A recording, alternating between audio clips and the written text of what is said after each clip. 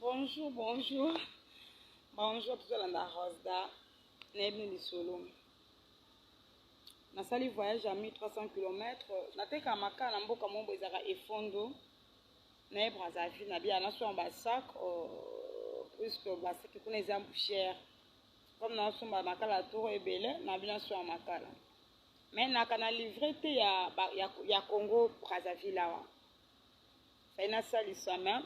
Dans la cacaïsine, la arc de leçon, tout vraiment, c'est coûtant. Na soina chauffeur et ba bus, c'est comme la W na bus au qui n'a pas de wana.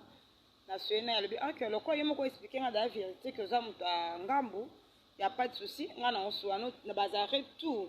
Il y a bus dans solo là, na ba policier routière. C'est ça. Bata immigration. Après, à ce moment-là, bango na les cavers verts. Quoi des fois bazo compliqué ba na mboka bango moko ba congolais ya awa ba musu ba ba livrer te quand des amsu pe na kim to ko appel na carte de lecteur te. Yo sala na so que non des ordres de coach na kati ki moté ma be coach na kati bis niveau ba fingi bazayo kwa donc il faut savoir beti na pe kara. Akipete nga bia izala ka mboka batu oyukuto ba obina bolandi na feti na kara. Moko abi taka biso basotonga mboka te yango babenga biso babelesi parce que tout ça colonisé pe babelge babelesi wana kaka boye batambola mboka bato tianga sans livret bazoleka verve loko bapesaka banzoto na bango gratuit yango banzela basoda balekisaka bango na bachauffeur papa moko azana kasi bandumba te yo mwande bango baye kobebisa le Congo te bandumba susu ke na Brazzaville na wenza basoso kaka bango en tout cas na finga mi propre correctement sache que j'étais en tout cas na zapaki bango te na bip maman na papa basa mabale belé ba congolaise banda comme bala basala kindumba basala kindumba et deuxièmement ndenge boza wana en fait message wa tinanga sou bouleverser nga sou sujet na nga oui. Ok, na kota kaka. Banjo finga. Bandeko basi, ba obayaka ba Congo Brazzaville. Boka ko kotika ko sambisa mboka munene ko la RDC. Nga mona pe mutu ta ko sa kinduma na Brazzaville parce qu'on a kina somi le pango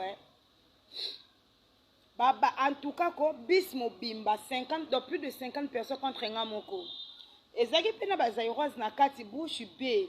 Oui, ni tout ça va tchoko na biso boye non parce que pa tchara tchoko.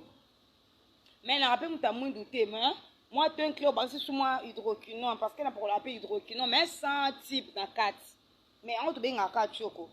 Oui ba bazero ba tchara tchoko na tchoko abamaka bamba tatouage awa ba femme be kuma mwindu wana diamba bandeko na nga ba persil ba vandi baba na kati ya bis.